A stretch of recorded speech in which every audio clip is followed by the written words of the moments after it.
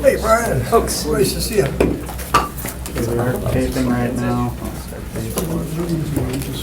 Oh, good. I appreciate that. I'm glad you came because I'm your Thank you for waiting for me, Mr. Zabisky. Oh, you're welcome, sir. I knew you would want to miss 1 minute of this fine meeting. Ready to roll? Everything's recorded. All right, the Parks Committee will now come to order. Members attending are Joseph Moore, Brian Danziger, and Dave Nuttig, and myself, Jerry Wisbisky, and our fine staff. First, entertain the approval of the minutes of the meeting of February 10th, 2016. Second? All in favor? Aye. Opposed? Okay, that passes. There's the, we have to change the agenda, I think, for, no? I wanted to get purchase? some of those other groups out that didn't want to sit through the whole pool issue. Oh, So okay. first. I was wondering if there, I hadn't seen any purchases for the next meeting, so I didn't know if you wanted to get ahead or. We do have Yeah, one purchase. we're good. We're good. We're Good to go? Okay. Adoption of the agenda. Move to approve as presented. Second. Okay, all in favor, aye? Aye. Opposed? Okay, that passes. Number one, discussion, action, a request by the nonprofit group, No Child Left Behind. I love that. I just, whoever came up with that is really kind of a wizard, really. Green Bay Doles. Doles? Doulas. Doulas? Well, you got it all going here. Okay, a host a 5K run and 1 mile family run at Joannes Park on Saturday, May 21st, 2016. Staff. James.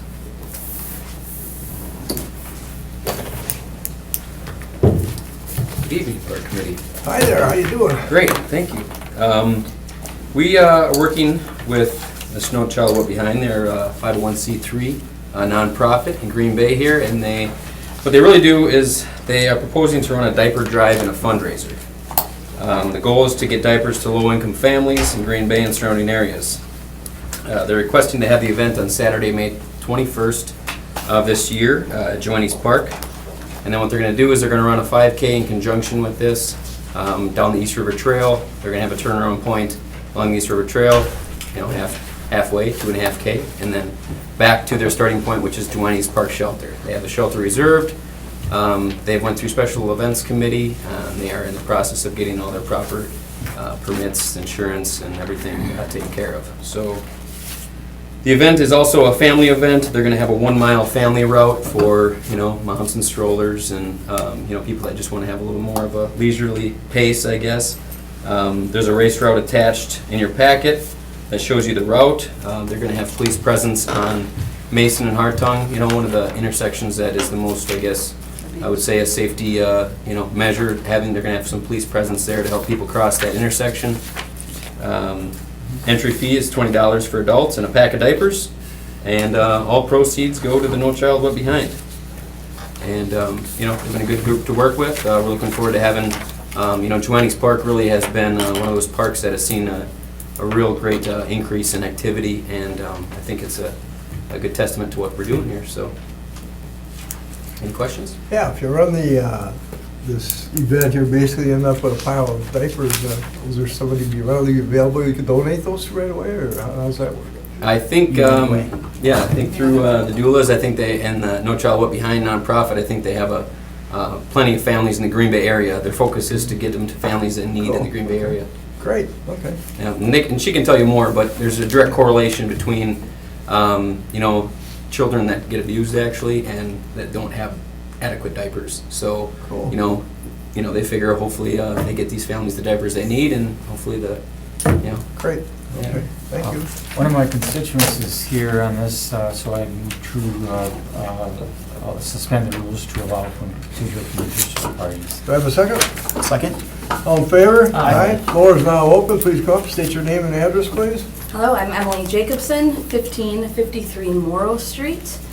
And thank you guys for letting us do this. This is actually a nationwide event. 24 states are participating on the same day, around the same time. Some are doing all day, we're just doing morning. And the United Way of Brown County is our beneficiary for the diapers, and they will be donating them to all of the food pantries, Hope House, Golden House, all the nonprofits in the area. 1 in 3 children are abused, and there is no government assistance for diapers like there would be for formula. Like WIC and food stamps are available, but diapers are not. And so especially families who are low income, they also have to use coin-operated laundries. Cloth diapers are not allowed in coin-operated laundries as well, so the need for diapers in the area is one way that my business can give back to the community. And so that's why we're doing this. Okay. So thank you guys. Is there any action taking place on that fact that you just mentioned, which is kind of disturbing, to change that ruling or law, or? You know, that's bigger than I am, but, you know, this is our way that we can try and make a difference in our community. And you say there's several of these occurring probably throughout the United States or whatever? Yep, 24 different states At are the same taking time. part. Sounds like a lot of power there. I think you need somebody to organize something and probably go after the government to maybe switch this around if possible. We'll try and see. Okay. We'll see where it leads. All right. Any further discussion or any questions? I make motion to approve it, subject to... No, let's close the floor first. Pardon? Let's return back to regular order. Okay. Anybody else want to speak to this, please? Sorry. Okay. No. Okay. All right, I'll second. All in favor? Aye. Opposed? Okay. Apologies, Mr. Nag, I just wanted to... Okay, all costs, it would be contingent upon all costs of the event are the responsibility of No Child Left Behind. All proper permits and insurances being obtained. No Child Left Behind, Green Bay, Dulles, being responsible for all the security and safety for the event. They must adhere to all noise ordinances and regulations and have final approval from the special event committee. Okay, I move to approve with those conditions. Second. All in favor? Aye. Opposed? Okay, that passes. Number 2. Thank you for your delivery on that. Yeah, thank you very much. Discussion and action to accept the donation of a floating fishing dock for the wildlife sanctuary from Leadership Green Bay Group. Boy, it's Leadership Green Bay, I really Yep. don't remember it. Okay, on December 10th, 2014, the Park Committee Thanks, approved a Leadership Green Bay Group to fundraise Thank you. for a new fishing dock at the Wildlife Sanctuary. About 7 years ago, if you recall, we put in 2 little-sized fishing docks, and right now those fishing docks are in really bad shape. They're not ADA compliant, and they're inadequate for use right now. The new dock would replace those 2 existing fishing docks. The Leadership Green Bay Group has now completed their fundraising, and they would like to purchase and donate the new deck to the Wildlife Sanctuary in the city. The deck would be purchased from Schmidt Boats, Life and Dock. This would be a T-shaped dock, as you can see by the pictures that we just showed you. Floating dock system held in place by 6-post piers. The dock would be 49 feet long and 32 inches wide. It would be ADA compliant, and we would put railings around the dock to make it ADA compliant as well. The city would install a crusher dust walk to the new pier. Eventually, we would budget to hopefully put an asphalt walk to the new pier. The value of their donation is $32,500. I do believe someone is here from Leadership Green Bay also tonight. Okay. Entertain a motion to open the floor. I'll make that motion. Second. All in favor? Aye. Opposed? Okay, please, if you wish to speak on this, please come up. Do either one of you want to speak from Leadership Green Bay? You can all come at once, too, if you feel safe. Sure.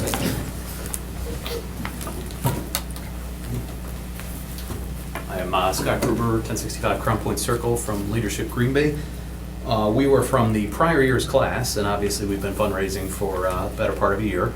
Had a very successful campaign, and we've been working with the designer of the dock. I think the testing is in progress, and the purchase should be completed hopefully shortly, barring any last-minute snags, with an expectation of a spring or possibly, hopefully, the latest early summer installation, depending on the availability of the vendor and the manufacturing timeline. We're a team of about 6 people, and like I said, with the backing of Leadership Green Bay and certainly some of the press releases that they've put out for us via the chamber, we've had again a very successful campaign, and we're looking forward to having some programming and a kickoff activity and a ribbon cutting when we're able to confirm the installation date. Great, okay. Thank you very much for your efforts, really appreciate that. Anytime, yeah. You guys are doing a Before heck of a easy. job. We had a couple, just went through here a couple weeks ago from Yeah. leadership too. And, Yeah, there's a new class in there now, so there's I'm probably a few impressed. good, Yeah, few good really. projects in the pipeline now. And like I said, last year's coming to conclusion as well. Yeah. So I have quite a few neighborhood associations in my district, and they're always kind of looking for help, and I'm always looking for help from them. Yeah. I think it's great to show that it's possible. to get Yeah, something. yeah, I was going to say, they have a good pipeline of projects, and certainly projects such as ours might lead to a few add-ons in the Yeah. subsequent years. It's a strong program. I know they always have far more applicants than spots available, so Okay. should be a good pipeline of volunteer efforts. Great, For the great next few group. years. Thank you. Thanks. Anything for this gentleman? Okay. Yes. Mr. Biskey? Thank Oh, you. for me, I'm Sure, sorry. yeah, just had a Yeah. couple questions. Yeah. First of all, thank you for that. Absolutely. We also represent council, and we're thank you for that. I was just wondering, is there a website or something with Leadership Green Bay talking about the various projects that are in the works, or is there something Yeah. that out there that we can look at? The chamber has a site. I can look that up and provide that today. I'm not sure if they have this year's projects on there or not, but certainly that's something I can That relay. would be good a for, request. for the council and other folks, just Mhm. information wise, so. Yeah, absolutely. Right? Thank you. Thank you. Any others? Thank you. No, thank you very much. Move to return regular order. All right. Second. Do I have a second? All in Second. favor? Aye. Aye. Okay, we are now back to normal business. Yeah, Contingencies? of course.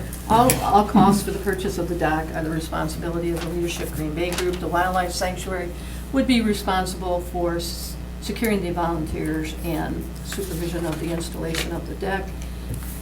And all materials and supplies meeting city building codes, all proper permits and insurance is being obtained. Once installed, it becomes city property. I just have one question. Yes, go ahead. Yeah, maybe this is for the project too. What's the life expectancy of something like this? Mike, do you know the life expectancy of the dock? More just curiosity than anything, but. You know, it's manufactured from a dock manufacturer, Schmidt Manufacturing, and it's all aluminum with weather-resistant decking. Okay. The railing system will be tested to meet, comply with the Sure, the ADA and the ADA stability. and weight-bearing Okay. capacity. So I'm anticipating that it would last 20, 30 Okay. years. I mean, it should be very durable and last a long time. We don't have ice heaves in the lagoon system and thing, which is what really, works on docking Sure, systems. well, yeah, So- because it'll be out there permanently. It's not Yes, something that's well, drawn yeah. back in, so that was the only question I was wondering, is if we'd be better served with something that, can be retracted or removed from the water, but, Yeah, we took that into consideration, but seeing how we don't have wind action and ice heaves on our lagoon system, we shouldn't have to deal with those kind of problems. fair enough. Trust your judgment on that. I'm hooked. Go ahead. 30 years works for me. Thank you. Thanks, Mike. Make a motion to approve and to accept the donation with the contingency stated by Chair. Do I have a second? Okay. All in favor? Aye. Opposed? Okay, that passes. Thank you very much. Discussion and action on a request by Bellin Health to hold the Bellin Half Marathon at Bay Beach Amusement Park on April 8th, 2016. All right, well, actually, Bellin, they're looking to hold their second annual Women's Half Marathon on Saturday, October 8th, 2016. People will begin arriving around 6 a.m. and it'll last till roughly about 12 p.m. The run itself begins at 8 a.m. at Bayshore Park and will end in the Bay Beach parking lot. Last year, we had the event, it was held while we were open, which caused a couple of issues in terms of park operations, traffic, parking, and then the event itself was limited due to the space that they had, within the park. In the area of traffic, we had some backups on the freeway, and it's kind of a limited access to the park. You can only get in from a few ways, and by people actually abiding by the four-way stops, it actually caused quite a backup. So this year, the organizers are going to have police in place a lot earlier to keep traffic moving and to hopefully avoid any of those bottlenecks. This season's event will be capped at 2,000 runners. We believe that that is pretty much the capacity that Bay Beach can handle. With that many participants and spectators coming out, a lot of the parking spaces are taken, and it takes a lot of space to house that many people essentially in terms of parking. So we feel that if the event got any larger in the future, which it certainly has potential to, that we might want to look at alternative spaces for that event. The 2016 event will utilize the Bay Beach parking lots. The finish line, tents, food vendors and so on will be in the main parking lot of Bay Beach, and then the other parking areas will be used for spectators, volunteers, and the runners themselves. Bellin will be responsible for all fees and charges related to the event, damage deposits, porta potties, traffic control and barricades, security, dumpsters, and cleanup costs if needed. Last year they did a really good job of cleaning up, so the organizers do these runs all the time, so they do a very good job of them. So, alcoholic beverages may not be served, sold, or given away at the event. We feel as a staff that it's important that we keep the family-friendly nature of Bay Beach going even during the off-season, and so we would not like to see alcoholic beverages in these kind of events. The organizer will be selling some non-alcoholic beverages and food items, and as we outlined in the off-season policy last week, Bay Beach will be receiving 15% of any profits they make from that. We feel that the inaugural half marathon was a great success, and we were happy to be the finishing point for it. We think the event is only going to get better as we go along, and we feel that by moving it to a day that we're not open for business, that it'll help both the event and our last weekends there, and it really will fix any of the issues that we had last year. So we're just excited to be a part of it. All right, thank you very much. Last year we had 3 rides, I believe, for people that were in the race on the Zip and Pippin. Yeah, we had the Zip and Pip. We won't be able to do that this year. Oh, because it'll be closed. Yeah, we'll be closed, and the Zip and Pippin, the cars come off right away. Yeah. Like the day after the park closes due to the maintenance that needs to be done on them. Any thought to possibly giving them a free ticket for when it opens up? Yeah, we'll discuss that with the staff organizers and figure something out for the runners. And possibly you could generate some more business in the Mhm. spring then when people come to use those tickets, I'm Yep. thinking. Yeah. So yeah, we'll work something out with them. I was trying to make a buck, you know. Great, okay. Any further discussion or No, questions? this was a really good event. Last year, I know it got national attention, national publications and stuff, so capping at 2,000 is unfortunate, because I think it would draw, much more than that, but Yeah. let's do what we can handle first, grow it later. Well, I guess we're looking at possibly maybe changing the end of it or something like that to accommodate it. I know I worked at, we had a big time basically at the water station that I worked at, and it was a good time, so. I would make a motion to approve based on the contingencies that are about to be read by the director. Thank you. You guys are getting trained pretty well. Final approval from the City Special Event Committee. Prepared food must be provided by a Bay Beach preferred caterer. Alcoholic beverages may not be served, sold, or given away at the event.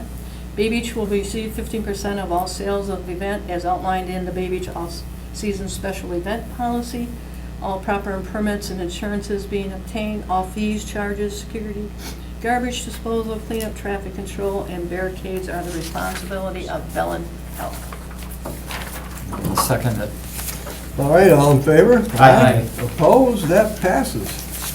Good luck. Thank you. Thank you. Good luck. I was just looking to see if there's, did you want to speak at anything about it, or? No, he spoke to, we've met before, so. All he right, he great. All right. addressed all of Have it. fun. It was great fun last time, so Thank you. thank you very much for coming. Discussion and action on the Colburn Pool budget and concept modifications. Staff. Okay, in 2014, the city hired Raymaker and Associates, a pool consultant, to complete a conceptual design for the Colburn Pool. It's the installation of an Olympic-size swimming pool with amenities at Colburn Pool. The consultant provided a construction budget estimated about $4.5 million. They did not include the designer fees in that, which we all know now that are costing us $370,000. The concept was formally approved by the Park Committee on October 1st, 2014, and again on December 9th, 2015.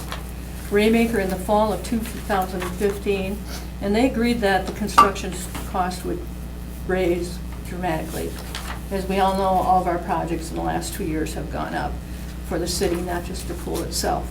On December 9th, 2015, the Park Committee directed staff to hire a pool consultant to complete the engineering of the City Council's approved Olympic-sized pool concept for Coburn Pool. Staff indicated at that meeting, as you know, that the city had witnessed a 20% increase in construction costs. Adding 20% to a $4.5 million pool would now make it a $5.4 million pool, is what we were telling you all last year. This estimate was not just reflective of a pool, it was reflective of all city projects. And on January 13, 2016, the Park Committee approved that hiring Grafe to complete the engineering bid plans and specifications. The consultant has completed the revised cost estimate, and it's no surprise that it is way over our budget of $4.5 million.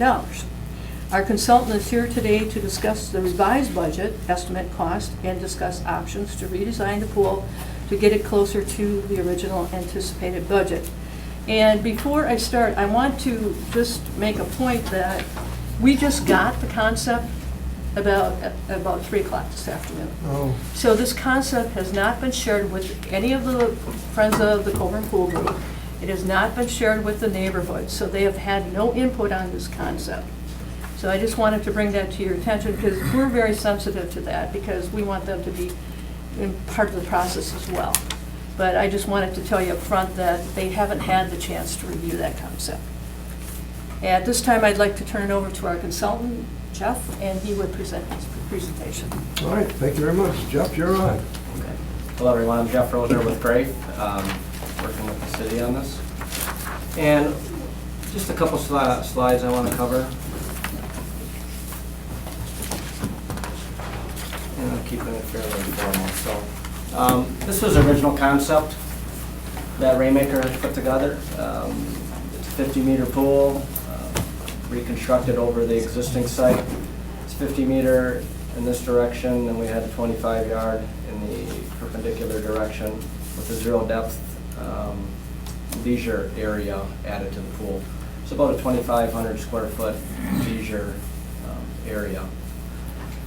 When we did our initial budget on this, we kind of looked at 3 different phases. We had the site work, which included the additional parking that we're doing beyond, all the paving, all the grading, all the features around the pool. Then there was the aquatics component, which was basically the pool as well, the pool shell and the construction for that, as well as all the mechanicals that go with it. And then there's the building component as well. So when we break that down, our overall total budget ended up being $6.8 million, which included a 10% contingency, as well as our design fees as well for the project. And that breaks down on here, which is a little bit difficult to see on the TVs, I realize. So for site development, about $800,000. Architecture for the building was $1.7 million. The aquatics was $3.36 million, for a total of about $5.9 million, which is in regards to that 20% increase that Donnie was talking about. We also have a 10% contingency on the project, which ends up being about $600,000, as well as our design and construction administration fees for a total of $6.8 million.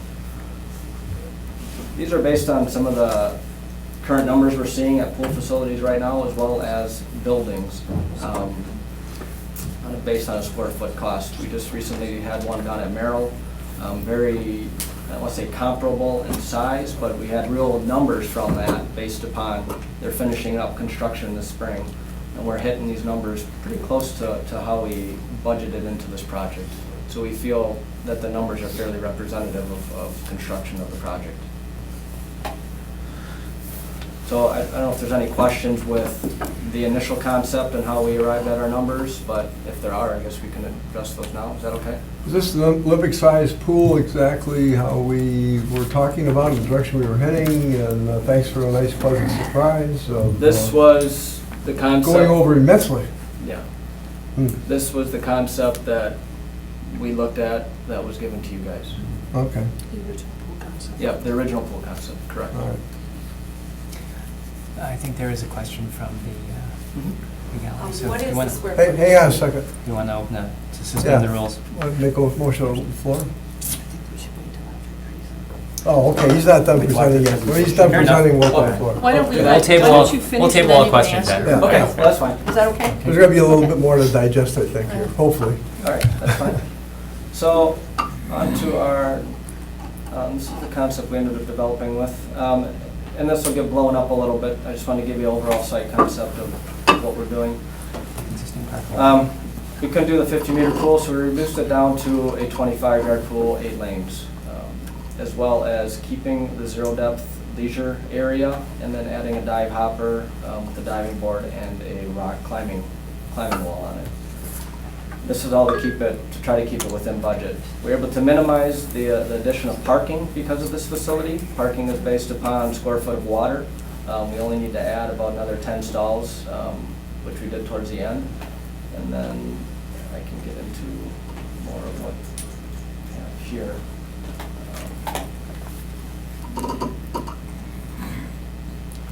This will give more of a blow up of the actual facility itself. The bathhouse, in looking at Raymaker's initial design of the bathhouse, they actually put all the mechanical systems and equipment below in a basement. We just don't do it that way. These days it's hard to get at, it's hard to operate, hard to get equipment out. A lot of times we locate those at grade so they can move chemicals in and out with ease. So we brought the mechanical room up to the floor plan, which would actually have added some additional square foot to their facility. And with that we added about 800 square feet to the bathhouse. They were also lacking in a few code-related items, so we needed to add some additional space and restrooms and such forth. So the bathhouse we now have it meets code in concept. The pool facility, as you see, we have the 8-lane, 25-yard pool, the dive well with 1 diving board, an area for a rock climbing wall. And then the zero-depth area is essentially the same square footage as what was originally proposed. We have a current channel similar to what they had before, and then we have a 2-lane. It's not a tot slide, but it's a step up from a tot slide as well that we were able to add. Still have any of the turf area that we're showing can be a landscape berm. We have the sand play area. We kind of kept all the same areas that were devoted and dedicated to the project. We just scaled down the pool size to get it closer to budget. With this, we are setting just under $5 million for a total project cost. Our site development was able to be reduced because of the reduced parking, down about $720,000. The building was $1.5 million. The aquatics is a $1.9 million package. Contingency of 10%, and then there's design fees, so the total project cost is estimated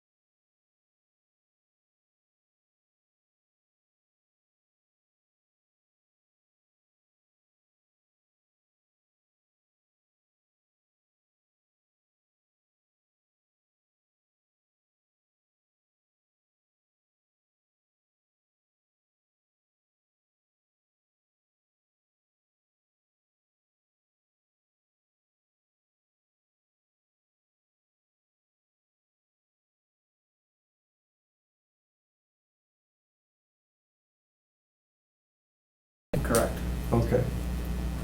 Now, that And- doesn't take out the whole half, but Yeah. there's, there's, And the dive well will still be there? you can leave the dive well, yes. Okay. And the building is pretty much the same? The building's gonna stay the same. The building is based upon, unless we were to look at some sort of the programming for the building, it's kind of similar to your other buildings where we have a lobby coming in, and corridor space. But how we looked at the building, we need the community room, which is part of the building. We actually have almost that whole wing that can operate it by itself all year round. There's a Okay. corridor that feeds it, serves the restrooms, serves the community room. It's something that can operate year round.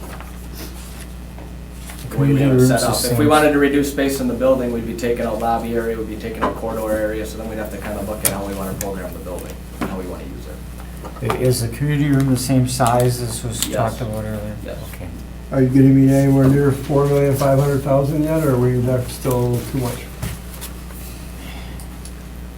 I'm trying to make this thing come into where we have actually promised to work with each other, and I understand this is that. coming, I guess I'm going to reiterate the fact, folks, that this is the first time we saw this thing, okay? And I think that that's probably why I have all these questions, although I probably would have a chance to discuss it or look into it. To take out $500,000, there'd be some, you'd have to concede on a few things. Okay. We'd probably reduce square footage in the zero depth area. We could remove the current channel and the 2 lanes, or you take the dive hopper off. You could take the 2 lanes and the dive hopper off, and that would be another $500,000. Okay. So All right. you're kind of really scaling it back, but those are the options. Okay. Do we have any more discussion here, questions for this man? Well, I definitely want to hear what people have to say about it, as, people are vested in I this have project. I have an engineering question though. Okay. Yeah. Not to Let's- interject with you. let's go with but- that first. Yeah, I just for everybody, just to, I think, try and make sure we all understand the options here. I guess I'm less interested in the removal pieces, but I know one of the suggestions we had was obviously phasing in certain components of the project, such as, I think, parts of the building, the rental shelter, some of the additional landscaping. There we go, the rental shelter on the left. How about those components? Because I know from a purely engineering and building perspective, trying to add on to a pool is pretty difficult. Obviously, we don't want to do that where we're only adding or trying to add the dive well later on or the zero depth entry later on. I think trying to maintain the integrity of what the pool design was, but maybe altering some of the other pieces, which I'd like to think are easier to modify at a future date. Are those some things that we could alter? Go ahead. If I could just say, I think a lot of those elements had naming rights as part Okay. of the donation. Got it. Never mind So then. it'd be difficult to remove Understood. those. I'll lay my last on that. Last question then too, and I don't know if this is an engineering or a Ms. Kramer question. Have we looked then at what the comparison would be in operations costs and staffing costs? I haven't had from- that opportunity to do Fair that enough. because we just got the Nope, concept. nope, that's why, So if that would if you be the don't, next that's fine. step. The Yep. next step would be to go back with them and say, give us some figures on what it would cost to buy bet. chemicals, water, Nope. heat the That's- pool, whatever. It's the only reason I was asking, because I know then, if we're going with a smaller footprint, I would speculate the operation costs would be less than Yes. on an annual basis, which Yes.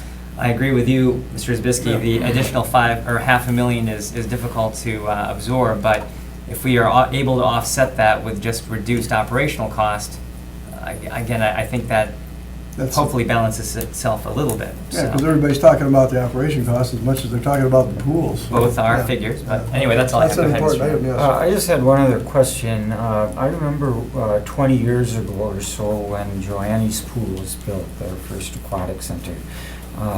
The budget was very tight, just like this, and I believe there were some components of the thing, including furniture and other things for the pool that were delayed until the following year's budget. We budgeted the following year. Are we looking at those kind of costs too, or is this is just construction? I presume This is it doesn't construction include cost, correct. the amenities, Mhm. right? So we probably have to budget for. We're looking at things like the lifeguard chairs, obviously would be part of this plan. We would hope that that would be in the cost.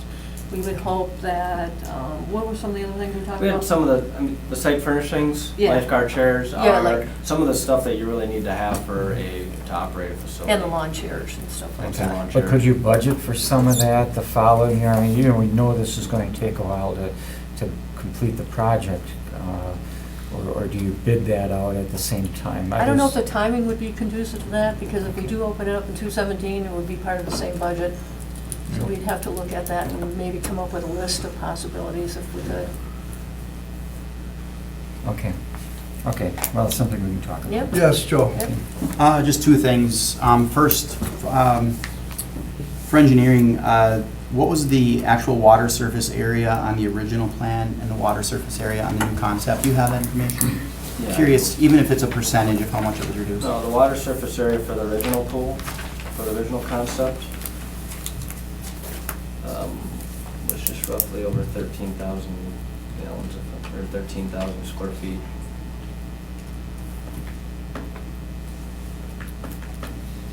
Just over 13,000, like 13,100, Okay. Is that the Olympic size? and it was Yeah, Olympic that's size, amazing. correct. What was that again? 13,100. Okay. And for this concept, we are at roughly 7,500. Okay, so And the reason less we're than- limited, we use 7,500 as a target, because once you go over 7,500, we need to add more bathroom fixtures, which would increase the building size. So that was kind of our target, to try to say, if we're gonna hit a budget, and we don't have a big budget to hit, that's kind of a good target to hit. So we limited our water size base, so we could keep the building as economical as possible. Okay. And then just my second question, actually, for staff, or Dan, you probably know this.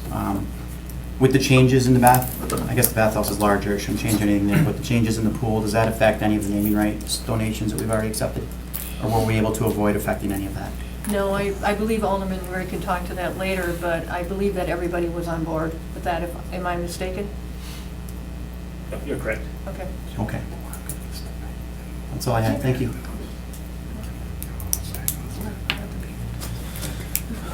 Well, do we want to open up the floor then? Yeah, Mr. Gadding? do we want to hear from our alderman first, or? I'll defer and then. Oh, you want to wait? Okay, then I'll make a motion to open the floor. Okay, we'll open the floor. I just wanted to have further little dissertation and instruction here. We have just been hit with a horrible surprise, okay? Now, I don't know if we're going to be able to resolve everything here tonight, but it'll be interesting to hear what people think, because now we're all on the same plane, okay? And don't shoot the messengers, because the messengers didn't get the message until you got it. So now, I think it behooves us all to try to figure out what would be acceptable and where are we really going on an even plane here. So the floor is now open. If you want to come up and speak, please come up, give us your name and address, and we'll listen. Thank you. Elise Lisecki, 1509 Belle Plaine Circle. First of all, I guess my question is, I sat at that December meeting, and the motion was passed that a 25-yard wasn't even going to be on the table. I'd like to know when this was approved to have this concept drawn up. What we did is we just came to you with a different option. It hasn't been approved. That's what we're doing here tonight. There was no But at option. that meeting, this was told that this wouldn't even happen, that this wasn't even, it was approved that the only plan that we would see was a 50-meter plan. So I'm a little taken aback that there's actually a plan drawn up, because that wasn't what was approved at council. I think we were directed by everyone to come up with a Plan B in case Plan A didn't work. So we didn't want to come and say nothing. You still have the option tonight, we're discussing this tonight, whether or not that's going to be an option. So nothing has been approved about the second concept, nothing. Okay. And then I guess to the engineering firm, I've talked to Badger Pools, and I've also talked to Newman Pools. Okay. Your estimates seem very high to me, extremely high, they like give almost you- double, triple. Okay. So I guess I would like to know what the square footage, what the cost is per square foot, because I've talked to I'm on a swim team, I've talked to probably 6 people that, one at Schrader Aquatic Center, he does a lot of pool work, there's some consultants I've spoken to, and they gave me a figure. I want to know what your figure is for these numbers. $215 a square foot. Okay. And what figure did you? I got $160 a square foot. The With firm Newman that- and Badger. and They that's both fine, told us but the same thing. The firm that we work with is Water Technology, is a sister company of Newman Pools. And I contacted him before here, and he was pretty adamant that maybe a couple of years ago, it was down at like No, he- 180. I understand. Yeah, he I said that he just put conveyed a what pool I in the had water, said. and that is what it was $160 Does a that square include all foot. the equipment? That goes is with what that's what the pool with the square footage and all the equipment cost. So that's why I was a little taken aback when I saw your numbers. They seem very high to me. Okay. So with people that I've talked to, it just seems very high. I'm wondering if we got any other bids from any other firms? Did anybody talk to Newman or Badger? Or did we just get the one This through Craft? this isn't bid at this point. Or did we only get the These conceptual are from- probable estimates is what they are. From you, okay. Based Is- on what we see across numbers across the nation for building pools. Did you do a breakout of like the dive well and the current channel, like what that adds to the pool We, as far as it cost? is- No, it's not based on each component, it's based on square foot of pool area. It's kind of all lumped in. Because okay. I mean, speaking on behalf of, as a swim parent and as a member of our team board, I'm blown away that this concept has even been presented.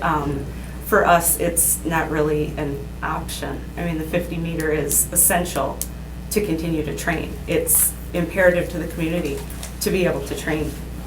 So I don't know if there's things that can be taken out. I'm willing to work. Like I said, his numbers are very high. So I would like to see it bid out and see what comes back before we make a decision that we're gonna go with a smaller pool, because his numbers are high. So what the figures that I figure out, 13,000, the size of Coburn Pool right now is over 16,000 square feet. That pool should be able to be put in the ground for less than $3 million, that exact square footage of a pool.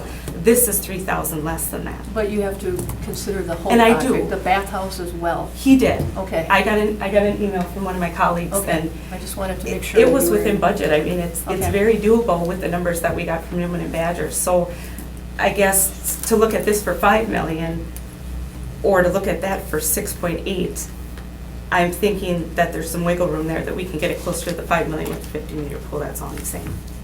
And we need the 50 meter pool. There's not really an option. We can't train here. We won't train here. We won't have meets here. It's outdoor. We have to deal with the elements. We have indoor facilities we can use. So, thank you. Oh, actually. That's actually- Go ahead, Brian. Oh, you, Mr. Moore? No, go ahead. It's- Okay. I guess I just wanted to reiterate too what Ms. Kramer was mentioning, is that this is merely just the estimation in the proposal. So nothing has been bid out, nothing has been confirmed. In terms of why the 25-meter option was presented, I think was just staff trying to make Is sure. it meter or yards? Yes. Yards. I Okay. apologize. I'm Okay. doing English versus, yeah, metric. I'm sorry. Anyway, my point is that, again, I think they wanted to show what one of the options could be. But again, it wasn't designed to sway opinion or more importantly, make any definitive decision today. So I just wanted to alleviate any of that concern. The second part too is, we are trying to use this estimate though to give us some guidance as to which direction we are going to go. And again, I'm sure you can appreciate that too. I know you've done some research on what the bids might be, but what we have to weigh is the fact that if we do go down one road and we hope that it's closer to 4 million, but then all the bids come back at 6 million or even 5.75, well, now we've already kind of committed down one direction. To retract from that and then look at some other alternatives only delays the entire process, not only for us, but for you as a swim parent as well. And then I think the other concern is all we're seeing are increases in prices. So again, I don't want to make this sound like a burning fuse sort of thing, that we're on the clock, but I don't want to delay this because we have seen a 10% to a 20% increase. And just from our research, I shouldn't say our, but at least from the research I've done, I've unfortunately noticed in the Appleton project, and I think one of the Milwaukee pool projects we looked at, were pretty comparable in terms of price increases over the last 2 years as well. So again, I'm not trying to downplay any of your research. I'm just saying that we're trying to weigh all of the numbers that we're seeing in here. So that's all I wanted to add. Mr. Moore? Go. No, I'm good. Okay.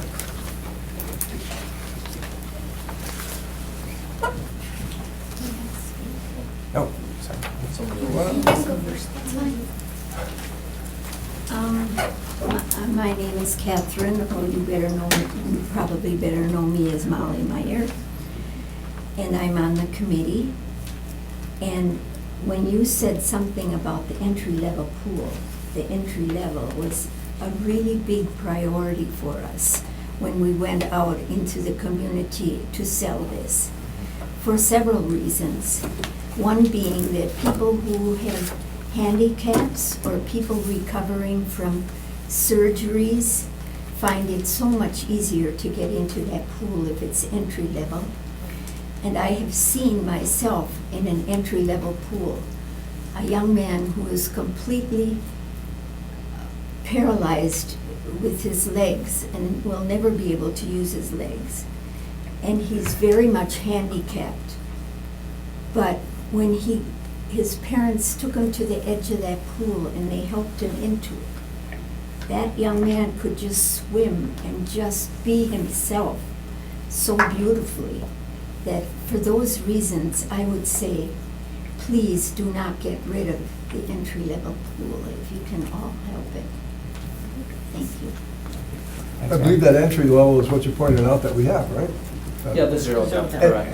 any concept we're looking at basically is, Oh, I thought he said something about that we Correct me might if I'm have to wrong. eliminate. If you wanted to, that- there were that's options based- to. That's right here, ma'am. Yes. Yeah. If there were options to save That costs, has there's not certain been- things that could be Okay. conceded. Don't So- consider that.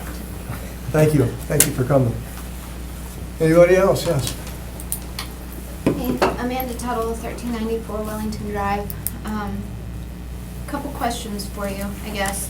Have you considered the loss of rental by the swim teams for practice?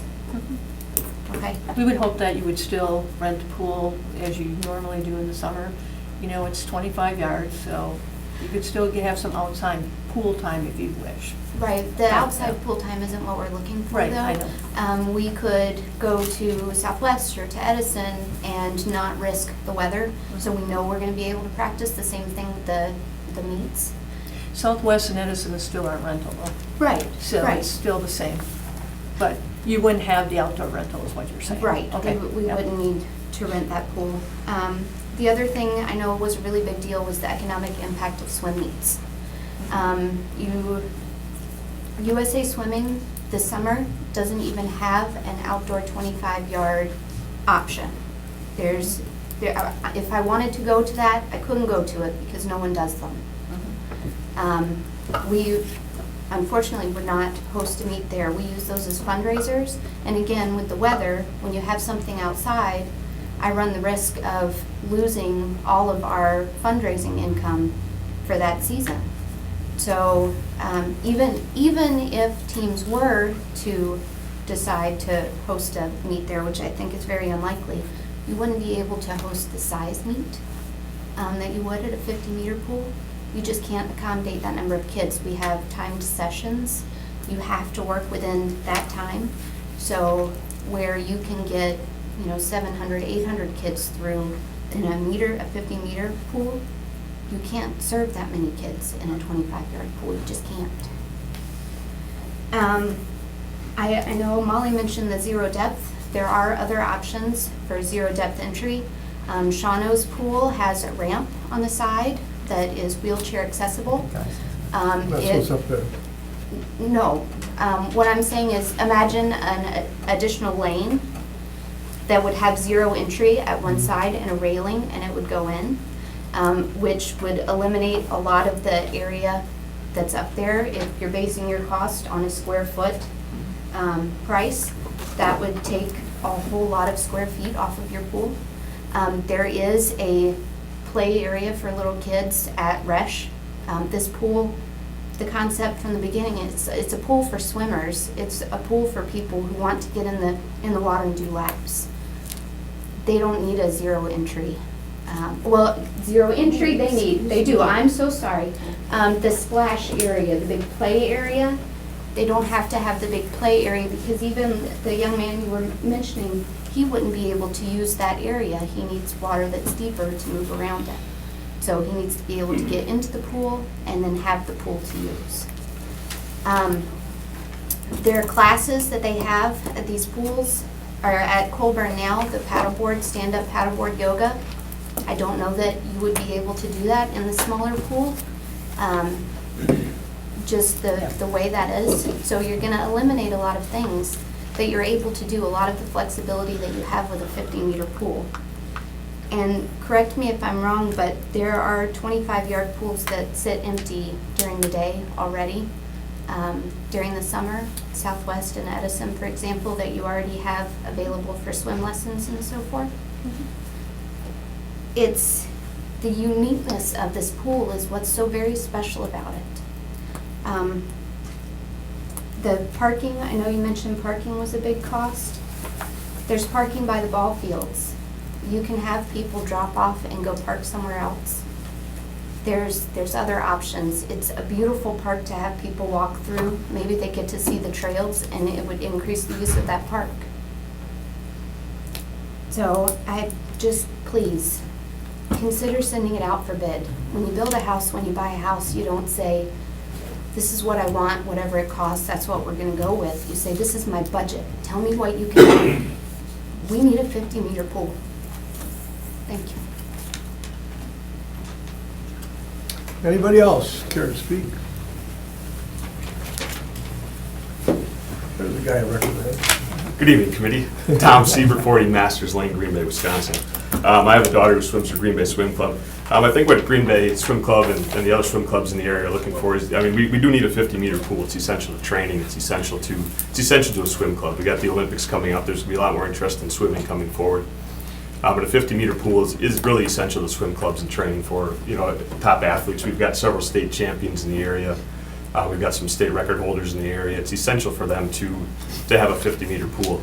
We also had 2 students transfer into Green Bay School District for the swim program that we have. So the training of swim athletes is beneficial to the entire community. I think as a swim community and as we would ask that you put this project out for bid as a 50-meter pool. I did talk to a couple of the pool builders today, and they said what would be ideal is if you put the pool bid out and then you put it out as value added or value engineer. So you put it out as a 50-meter pool, and then they'd give you a price for the 50-meter pool. They'd give you a price for the, you know, all the extras. Anything extra you wanted on there, they give you the price for that too. If you wanted the wading pool, if you wanted the slide, the current channel, I mean, all that, the diving well, that would all be a separate price. So you get a 50-meter pool, the slide price, the channel price, the diving well price, all that comes in as one. And they also recommended splitting it up as your consultant has into three different projects. You've got the parking lot, you've got the buildings, and you've got the pool. If you send it out as 3 separate bids, you don't have one person collecting and just putting, as contractors do, they just put a percentage on top of the fee for the pool. Like if you get a general contractor, they're gonna put 5 or 10% on top of whatever the pool costs. So if you send this out as 3 separate bids, that's gonna bring the pricing down immediately. And then you can also kind of pick and choose what you want. What price is driving this up? As your consultant looked at the pricing here, I think the first pricing, the parking lot was the major expense, I think, right? I mean, that was the biggest difference. It's not just the parking lot, it's the parking, it's the site work. It's getting the site ready for the project. So not only is it the parking lot, but it's also all the paving around the pools, the landscape berms, all that stuff. Your architectural costs were essentially the same, the pool costs were essentially the same between the 2 comparisons, right? Can you put those 2 back? Is it possible? Let's put those other 2 back up.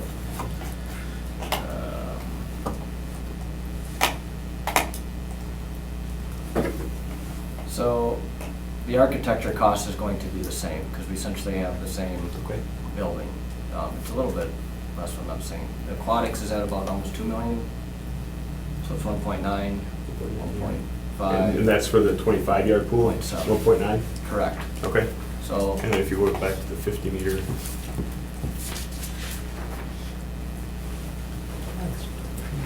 So about $100,000 difference for the site work. Okay.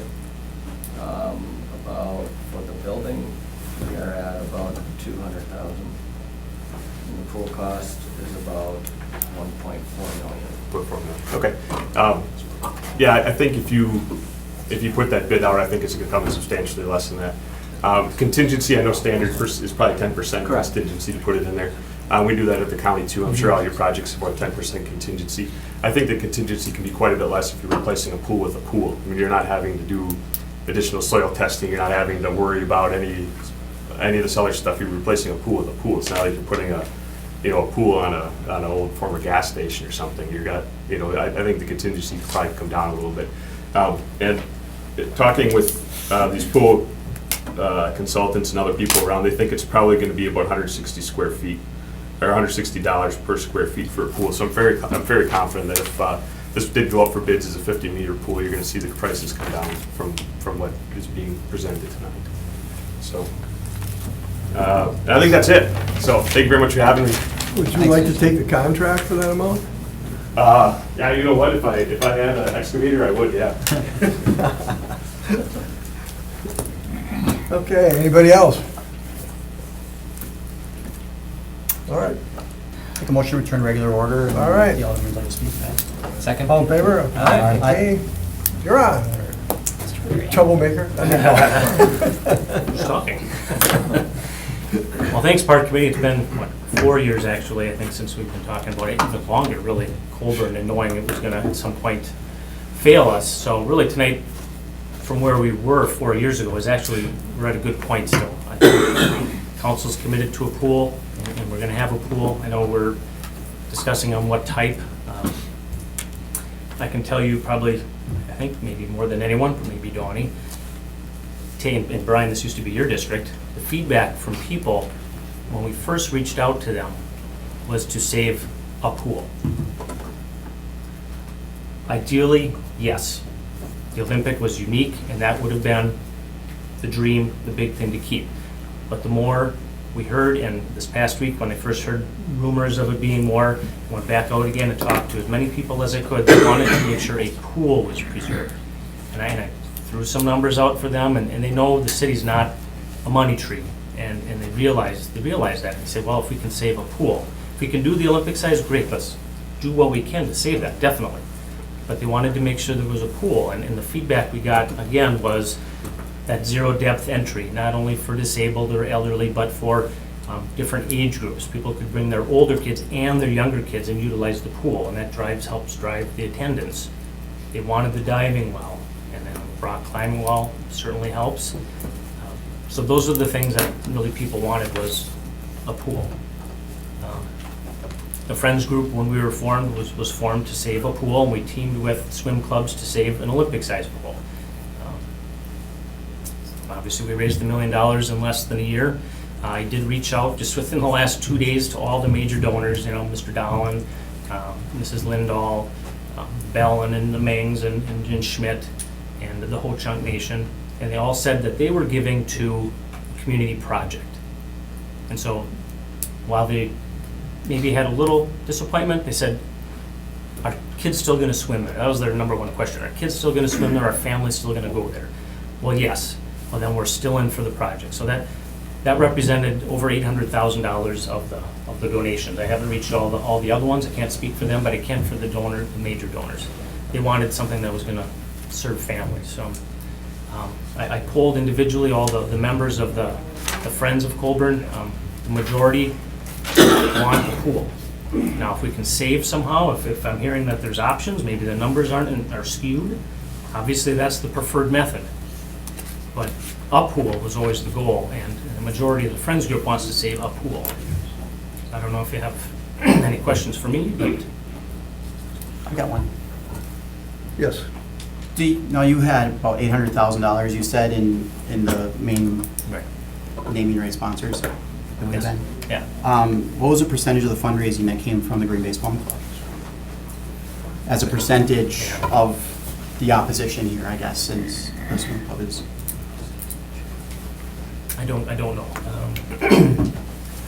They could probably speak better to what they donate. We're probably talking in the hundreds of dollars or thousands of dollars. I don't know, somewhere in there.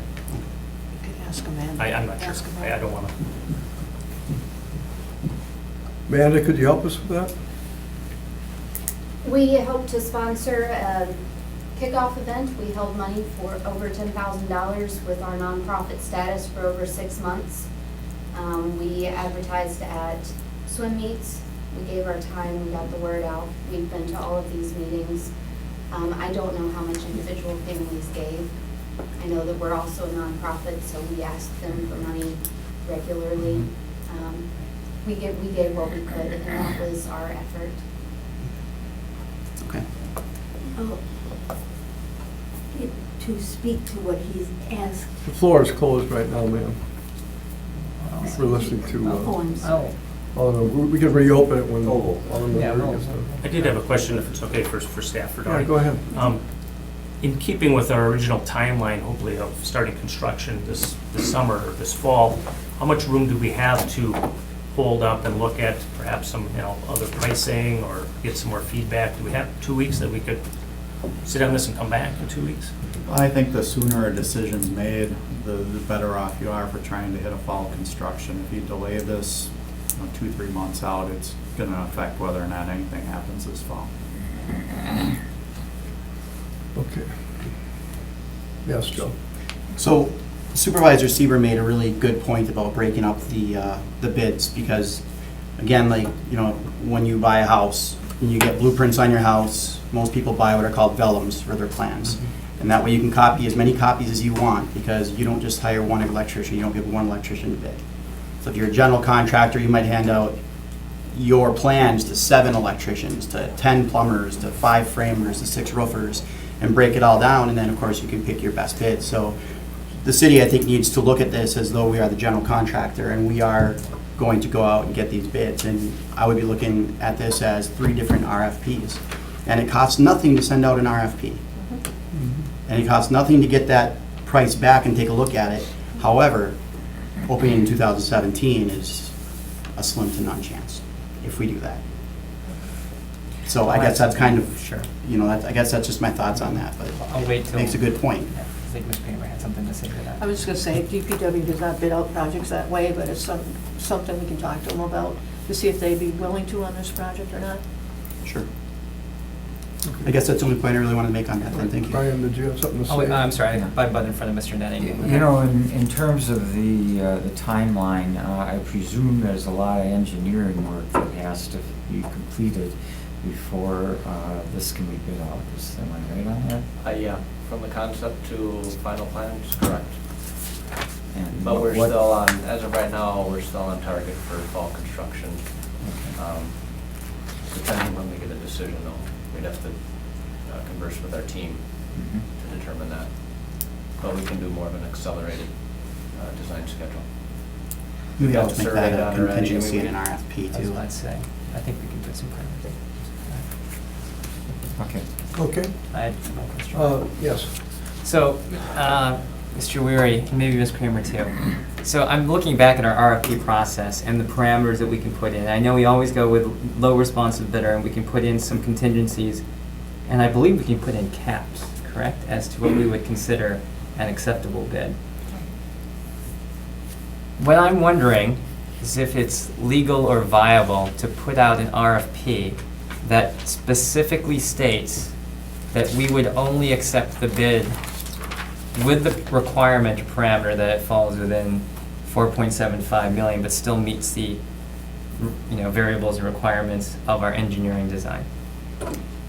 And that, can we do simultaneous RFPs for 2 concepts on the same project?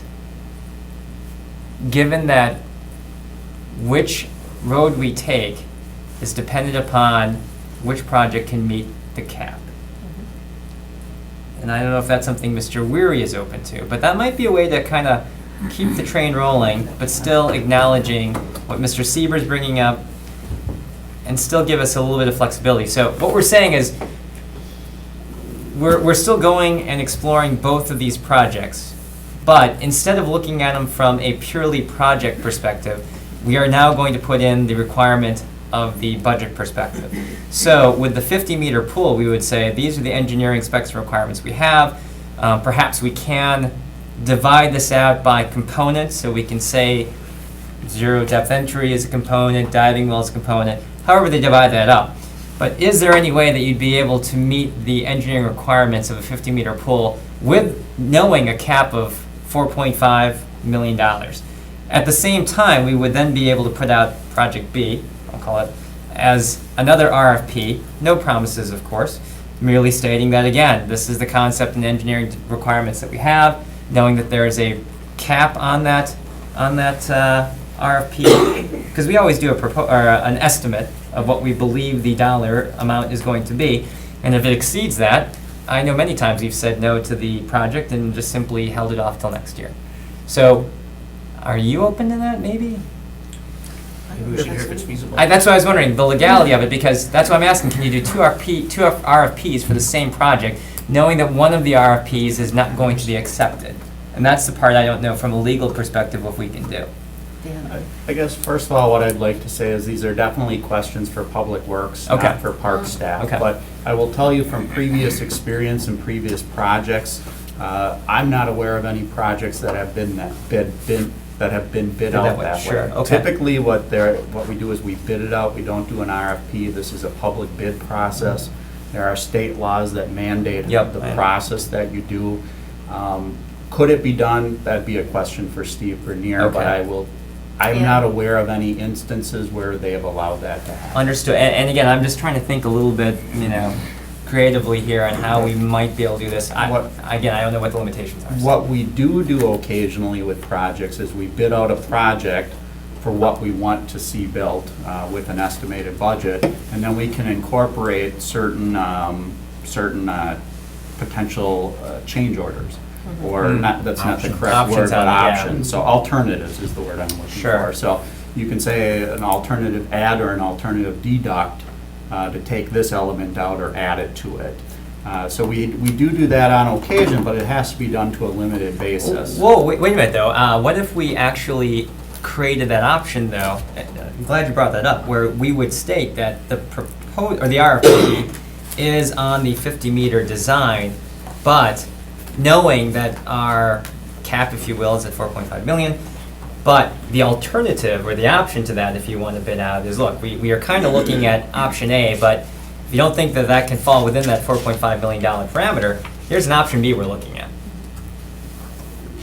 Yeah, I We'd have don't to want bounce that off the attorneys. Okay, never mind. Again, I'm just trying to think any way to Yep.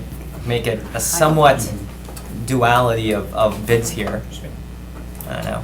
Being that this is a government project, are we being held possibly to a prevailing wage? Yes, you are. And that's So the $160 quote may not, Fair enough. I Yeah. forgot about that too. Thank you, Okay. Mr. And that Moore. may also affect the cost that they're getting at 160 a square foot as well. okay. Thank you, May. Mr. Moore. I'm not saying it doesn't or does. It Right. may. I thought the Something to prevailing consider, wage so. laws changed recently. Not for I think there were RFP-based proposals, projects. but. Yeah, not for projects like this. though. Not for this kind? Public And I know specifically that's why we held our Second. contingency at 10%, because we wanted to drop it down to reduce it to get in budget, but because of that, we kept it up. Hmm.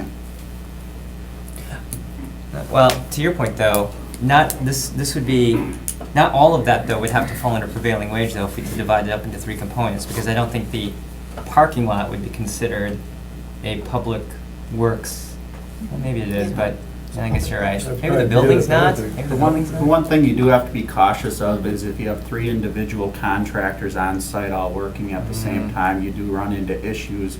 If somebody damages something, who's responsible? And so typically, I will also tell you that DPW typically goes with one contractor, Sure. then they sub it out. So 3 separate contracts works if you do one project first, and then Yep. you come in and do the second Have a project. sequential and then you do approach the to third it. project. Sure. But if you're trying to meet a timeline where you're trying to build this thing in a 6 to 8 month period, And that's what I it was would be saying, it would difficult. blow Yeah. It would blow that 2017 open.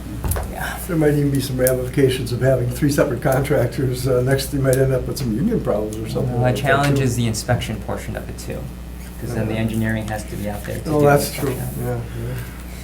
And they're More looking at, time they're looking consuming. at 3 separate contractors that they have to do inspections on versus just one. So I know that adds a level of complexity as well. I'd like to back up a little bit. I got a question for Alderman Weary. Am I hearing that, this is an interesting concept, but it'd be interesting to find out where we really are because we're being challenged with the numbers. Are we more than likely, looking at the dollars and everything that we have right now, heading towards a pool Is that what you're trying to say, basically? Is that what your people are telling you? If the numbers indeed are accurate and are closer to 7 million Yeah. than the 4.5 that we thought. We're hung out to dry, I feel, yeah. Excuse The the feeling pun. of the board and the majority of people I talked to in the Yeah. district that I talked to said go with the smaller option. Yeah. And you know that's where I was gonna come from, go back to these people, and get some more money, because that's always the answer to everything, just try to get more dang money, but. I think the Friends Group is done fundraising. Yeah, they're probably, they're down to the limit, okay. All right, so, I guess that's all I had for him. Did, we want to open the floor again? I believe it was me, Kathy. Thanks for all your work on that. Thanks, Mr. Ray. What? Did you want to still speak now? I'll move to open. All right, floor is now open, okay. Maybe I misunderstood, but Mr. Moore, were you asking the question, if the 800,000 came from these, where did the rest, how was the rest obtained? I was just trying to figure out a percentage. Alderman Weary had reached out to 80% of the money that was received, so I was curious where the other 20%. I know that it was everybody from selling candy bars to whatever else. Well, I can tell you as somebody who did much, not individually, but as part of the group, when we went out to do pledges, I want you to know that businessmen in this community were warm-hearted to us. Oh, sure. It wasn't just Mason, it wasn't just military, it was Broadway, it was East Mason, it was all over town, and then beyond. And there were people from California to who knows where who also gave amounts of money, and that's how we happened to get to it, miraculously, I thought. So, I just wanted you to know. You guys did great work. We had two speakers that spoke out in opposition to a different plan, and one was from Howard and one was from Swamico. And Green Bay taxpayers are the ones that are going to be taking this on. So that's why I was just trying to see if there was an investment that was made in the people that were opposed in the first place. So, Thank you for your input, man. So If close I the could, floor. I just wanted to, Molly's very humble about this, but she donated $15,000. Thank you, She's very Molly. humble about it, but I mean, that's to be applauded. That's way over and above. zero entry. Your motion- That is worth a zero entry, yeah. Your motion to close the floor. So move. Second. All in favor? Did you want to? Do you want to talk again, Tom? If you wouldn't mind, just. No, we opened the floor, so. Yeah, I mind, come on up. Okay. Alderman Zima just reminded me that some of the bids had gone out piecemeal before. So, Oh, have they? and his, Good, his, okay. his history on the board, he's known for his history and his ability to recall stuff very well. So, just real quickly too, if I can just throw this in there, the 50-meter pool will be used a lot more by swim clubs. If you have that 50-meter pool, you're going to have that open probably from, we get in there at 6 a.m. 6 a.m. and you're going to have swim lessons and you're going to have open time, and then you probably swim clubs in there again. If it's a 50-yard pool, you won't see that. We'll go to Southwest and Edison like they were saying. And some of the major components of the bidding process of the pool, I'm hoping you still put this out for bid. The 50-meter pool option is a value-added option, so we can just add these different things in. The filtration system, I've been told there's some modern technology on there that's proven or not proven. And the people I talked with recommended going with the regular technology, which would save a bunch of money. They said it's probably about a $200,000 expenses just in the filtration system between the modern and less modern. So that's what, if you put I'm still hoping you put it out for bid, as Alderman Danziger said. Ideally, as each section, as Alderman Zima said, he saved a bunch of money on the Broadway project that he did that way. So we're hoping to do that. Prevailing wage, the money, the estimated dollars that we had for building a pool came basically from companies that do Milwaukee and Madison pools. So these are big city pools. So if you're talking prevailing wage, it's probably going to be less in Green Bay than it is in Milwaukee or Madison, because I'm sure wages are a lot less than they are. That's it. Thank you very much. All right. Yes, Alderman Weir. Apologies, I forgot it. I did speak with Dave Korst of the YMCA, and he did want me to mention, disappointed it's not an Olympic-sized pool. He does understand the financial realities of it.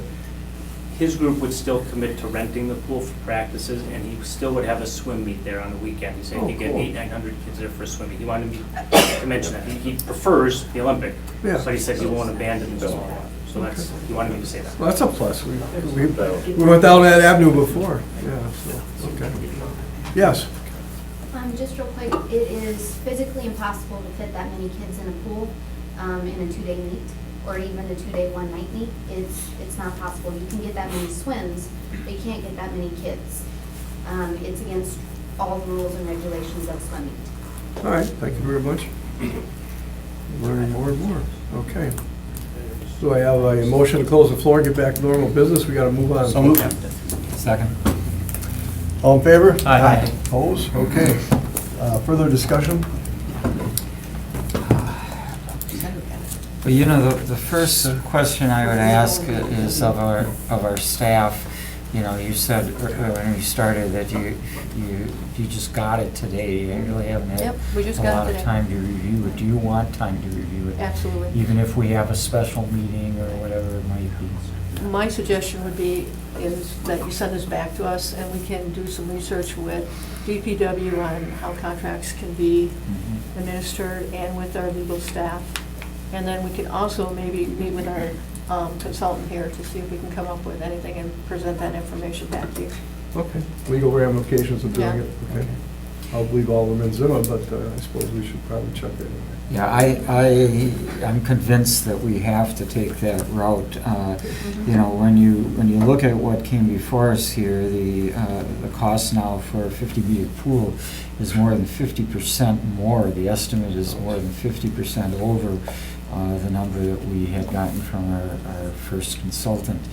And, you know, that's a lot to go over. And, you know, I think we all realize, you know, you hope for the best, but to bid something out and to hope that the bids will come in that much less is wishful thinking.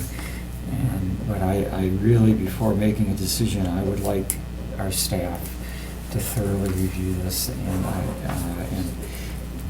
even if it requires a special meeting, you know, because this is a big decision, and I don't know how it is. I agree. I know Danzinger's on a countdown here to the end of his term, so every time we have special meetings, he gets to come to the next one. Got a sigh on that. But, no, I agree. I would make a motion that we refer this to staff to review with Public Works how we can send out contracts, reviewing the options that we had discussed. And then, of course, working with the engineer to, again, the feasibility of a 50-meter pool. All right, do I have a second? Second. I do have Yes, two go quick ahead. questions. I'll make this brief. I do want to give staff a little bit of guidance here, though, because I don't want to just send this back and then we come back and rehash all these discussions. I sense from this committee and also from Alderman Weary that we do want to consider both options, correct? Yes. As possibilities. Exactly. All right, so we got that. No. Secondly, it sounds like there is very little interest in budgeting $7 million. That we don't want to look at that as a target amount.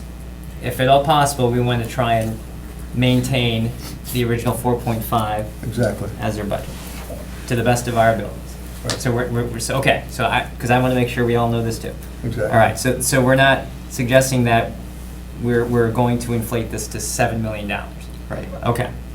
Third thing, last thing then. Just a second. You're just making that determination all yourself? Not at all, I'm asking the committee. That's why I did, that's Just why I summarizing what we're. Yeah, that's, May I make a comment about it? but by all means, I'm just trying to get a consensus here to help staff, so that's all. Yeah. Go ahead, Mr. Zavisky, if you'd like. We don't have to open the floor, that's Alderman. Yeah, go ahead, Mr. Zimmer. Yeah, I'm sorry. Mr. Alderman Zimmer. Oh, thank you very much.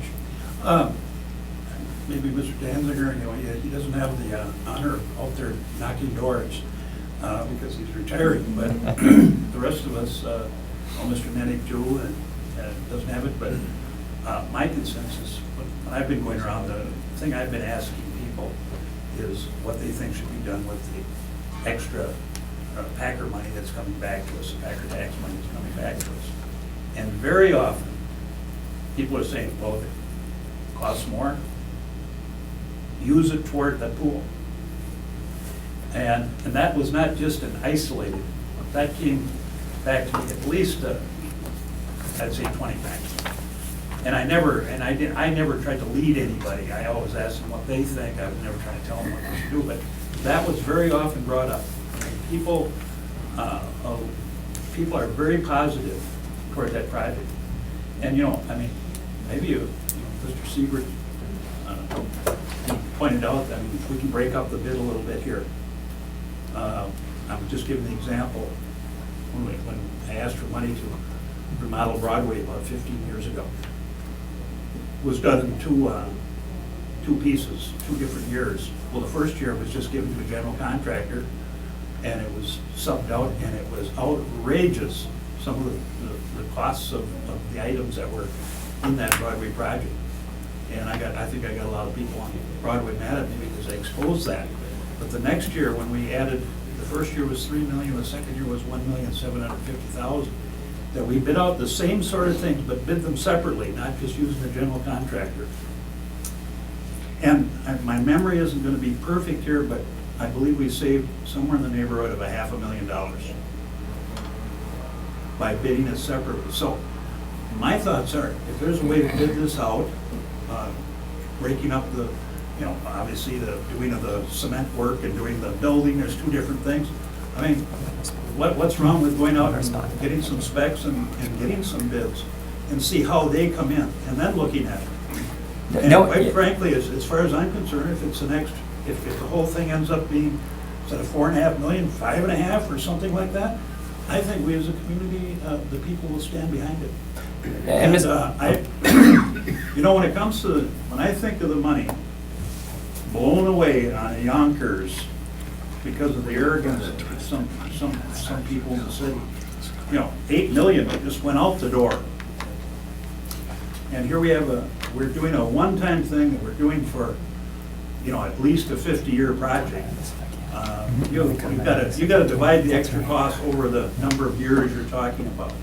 And you got to be realistic about it. I believe the people of Green Bay would support it. So I'd say, see what you can do to get the cost down, and then consider funding it either with some bond money from the city of Green Bay or using part of the Packer tax. Yeah, and again, I think we're all on the same. I think we're all on the same perspective. The community has stood behind this too far already. $1 million is a lot bigger investment. When the pool was built over at Joanne's, the public wasn't asked to contribute 1 penny to it. When Fisk was built, well, they wanted $500,000.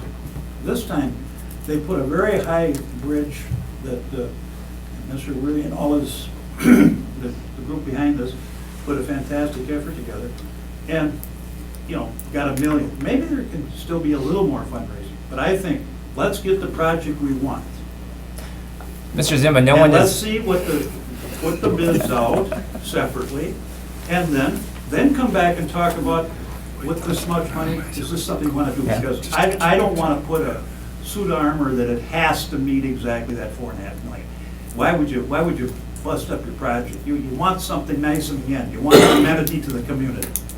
So I don't think you should make that decision arbitrarily right now about. Okay, we're not doing that, Alderman Zima. Thank you very much for your input. We got to. Well, I thought they were asking that we limit it to more. No. Actually, Ryan maybe was I actually. misunderstood. He was just summarizing what we've covered tonight. Basically, it was the understanding, so we all had it But I straight. mean, it's just, I think if there's some kind of general understanding that we have to limit it to $4.5 million, I don't think so. I think we try to get those bills done. We're just trying to do our due diligence of what we've done to this Yeah, I point. appreciate That's all we're that. trying to do.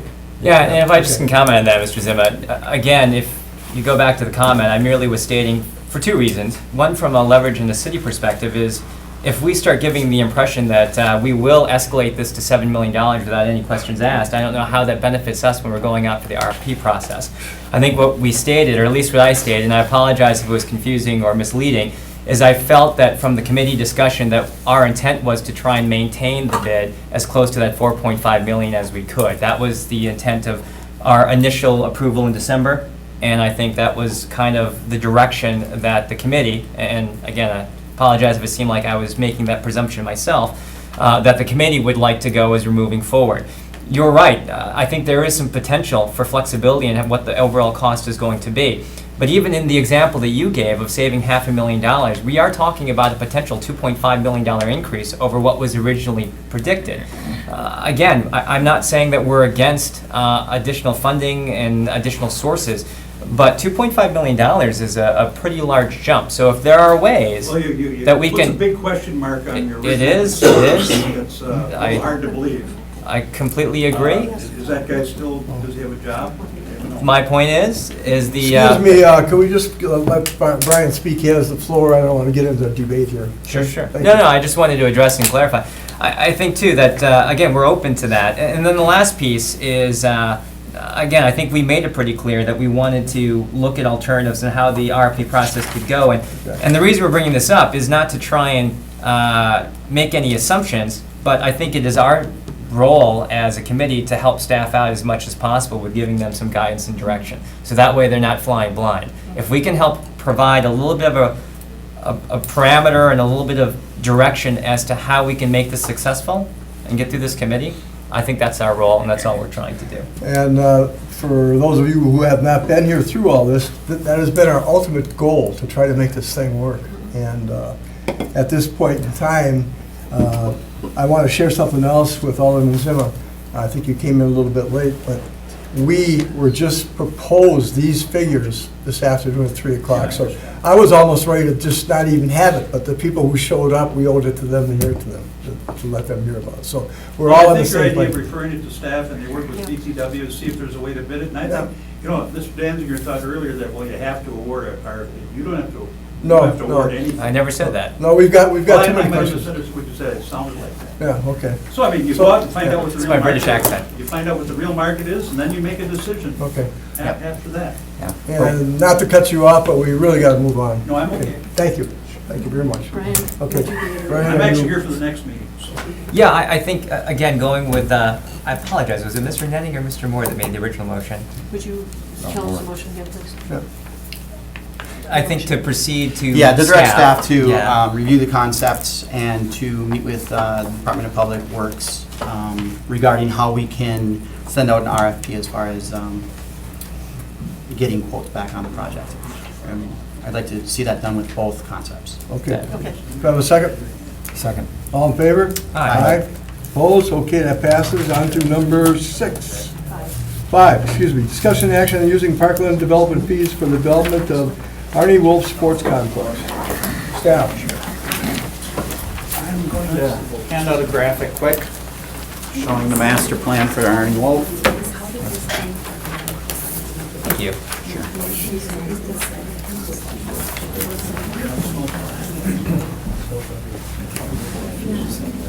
All right, so in 2012, No, I have. Improvement services? Yeah. Oh, of the improvement services I have. Yeah. He's chair right now. I'll take care of it. Okay, thanks.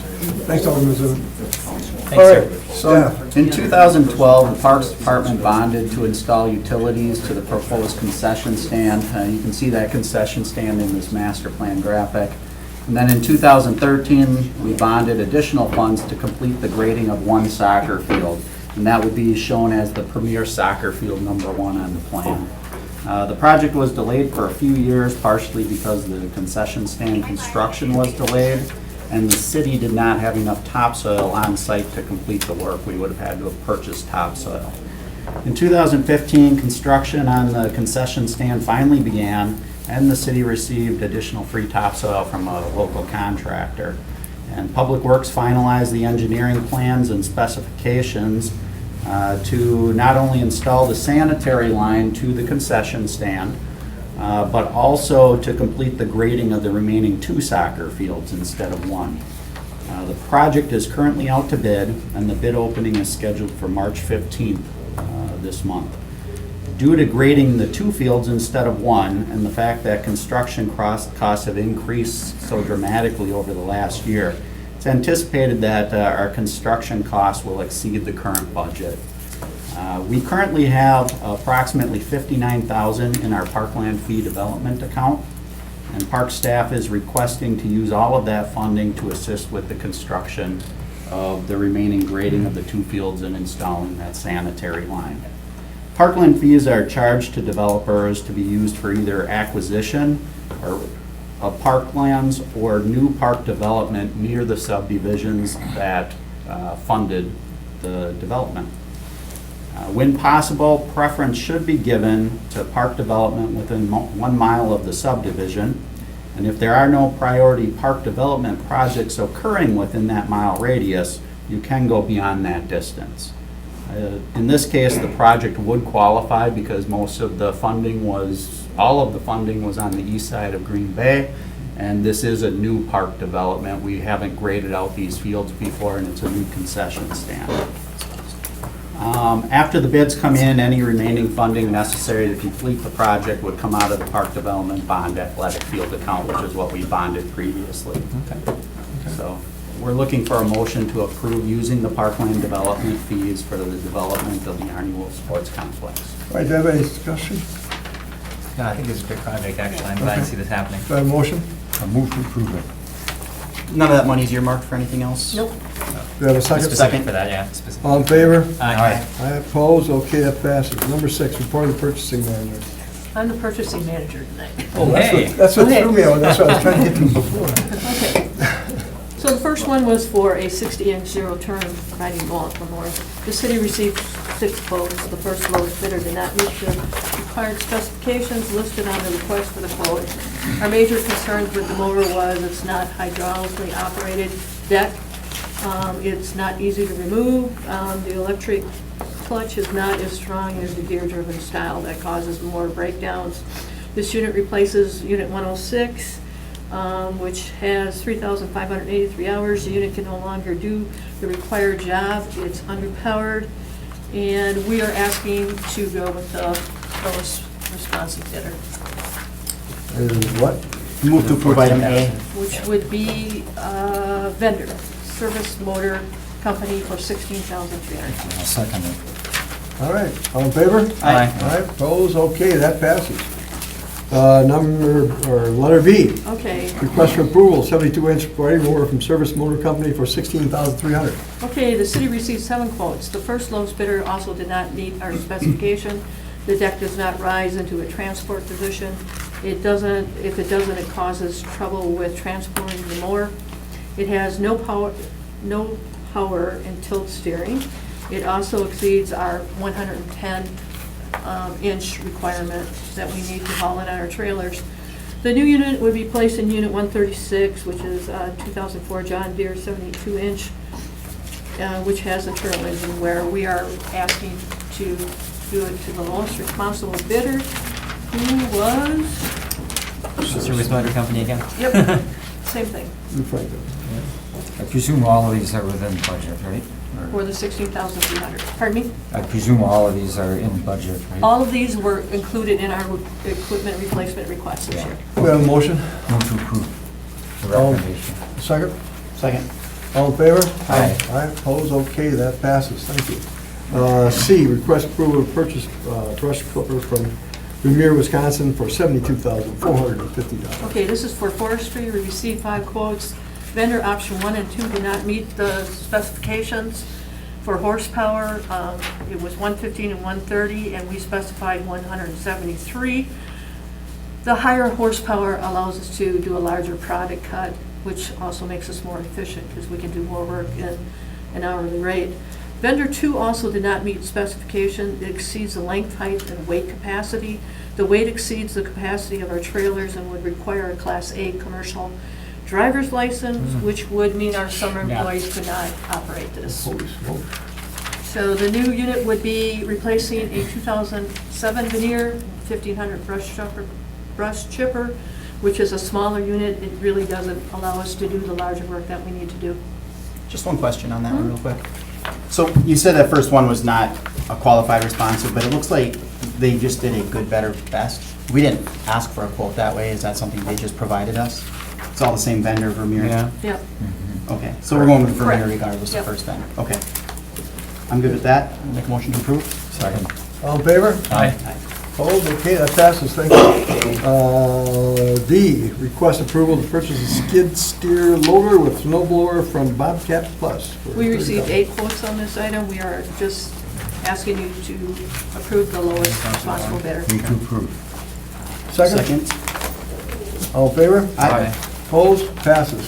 E, request approval to purchase 2 side-by-side utility vehicles from Auto Parts Power Sport for $17,290. These are for our wildlife sanctuary. We received 4 quotes. Vendor number 1 did not meet specifications for the horsepower, 14 versus 43, which is our spec. And the braking system cable was versus hydraulic, and the ground clearance is only 6 inches, and we requested 10 inches. This unit would replace the 2004 John Deere Gator with 2,872 hours, and a 2006 Cub Cadet with 2,972 hours.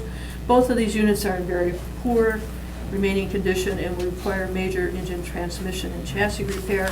We would request to offer it to the lowest responsible bidder. Close bids. It is Auto Yeah, Parts really Power close. Sports for $17,290. $200 gap. We have a motion? Move to approve. Do I have a second? Second.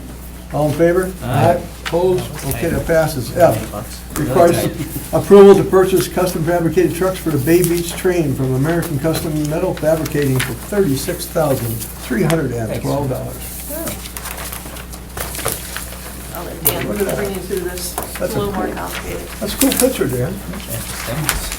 This one has a little more explanation to it. I'll give you the background.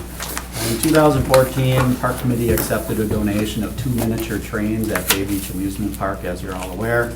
When the trains arrived, we found out that the wheels of the new trains were spaced 16 inches apart, and our old train wheels were 15 3/4 inches apart. This 1/4 inch difference is enough that the trains can't ride on the same tracks without derailing. It doesn't sound like a lot, but it really does, especially when you're making the turns. Ideally, all the trains would fit on the same track so that when one train breaks down, you can easily replace it with any of our other trains that the city owns. So the only way to make this happen is the Parks Department would have to replace all of the wheel trucks on all of the original Bay Beach train engines and passenger cars. There are 3 engines and 6 passenger cars with 18 wheel trucks total. So what you see here on this first page is 1 truck. So we have to rebuild 18 of these. We would like to purchase 2 additional trucks for spare parts when needed if anything breaks. And there's 2 ways that we can replace these trucks. Option 1 would be the city could purchase prefabricated wheel trucks from a miniature train vendor. We did ask for a preliminary cost for that, and that would run about $90,000 to purchase these as built. An alternate method would be to fabricate the wheel truck pieces individually, locally, and park mechanics could assemble and install. If you take a look at page 2, that is the wheel trucks disassembled, and the quote that we're talking about now is the purchase of these parts that are needed to build this. We would have to purchase some specialized parts from the miniature train specialty company, and we'll be talking about that in the next quote, which is the next item on the agenda. The second option would save the city approximately $38,000 by going this route, fabricating some parts locally and assembling it ourselves. We did review this with the train vendor, and they agreed that this is an acceptable way to proceed if the city is interested in this cost-saving option. So the train vendor thought that everything was fine with this. We put together a parts list that local companies could fabricate, and this was quoted out through the purchasing department. The bid package was sent to 6 local fabrication companies. 2 companies quoted on the work, and we would recommend hiring the low quote, which is American Custom Metal Fabricating, Inc., for a total cost of $36,312.28. We have worked with this vendor in the past, and we have no concerns working with them on this project. And like I mentioned previously, the purchase of the specialty parts that we need to finish this will be discussed in the next item. Are there any liabilities or anything we're getting into for actually altering the product, basically, that We wouldn't be- responsibilities or anything like that? We wouldn't be altering the product. Okay. We'd be fabricating these parts to Okay. the specifications of the train manufacturer. So Okay. basically, we have reviewed that these are the parts that are needed Mhm. to build this. And whatever we can't make ourselves, we're gonna buy from the vendor. Yep, okay. And so we're working closely with the miniature train company, and he would end up doing the same thing. He would Great. have to build these exact same parts in order to make this wheel truck. Okay. I guess you have anything to add to that, Keith, or not? No, we're saving a lot on putting them together, it helps. Well, more than that, we're saving a lot of money, and this is, I mean, the company's just right over on Broadway. Yeah, we're helping local. There's a warranty on the parts on this vendor over the other, and it's $5,000 cheaper. Yeah, and it's great that our own mechanics Do I have a can do the motion? work to get it together. Move to approve. Second. All in favor? Aye. Opposed? Okay, that passes. G, request approval to purchase parts for the train car trucks from Diamond Car Works LLC for $15,466. And these are the same parts we just got through talking about, so can we save some time in talking about it? Yeah, I just want to list real quickly what the parts are that we can't get made. And these would include coil springs, brake shoe assemblies, air cylinders, brake shoe pivot arms, and wheel bearings. This would have to be a sole source item because the manufactured Sure. pieces purchased in the previous agenda item have to be fabricated to meet this specific wheel truck vendor's design. And we can't fabricate this locally. Great. I'm on board and on track. Yeah, doesn't sound like we have any choice. I'll second Brian's motion. Okay, second. All right, we have a motion and a second. All in favor? Aye. Opposed? Okay, that Thought you'd like passes. me engineering that. Director's report, please. Okay. At the March 25th, 2000 Park Committee, the Bear Creek Preservation Foundation received approval to do a prairie burn at Bear Creek in the spring. Due to the dry conditions last year, they weren't able to complete that. I just wanted to let you be aware that this year that they're hoping to complete that prairie burn this fall, if weather permits. Our oak pruning ban starts March 15th, 2016, and goes to October 15th, 2016.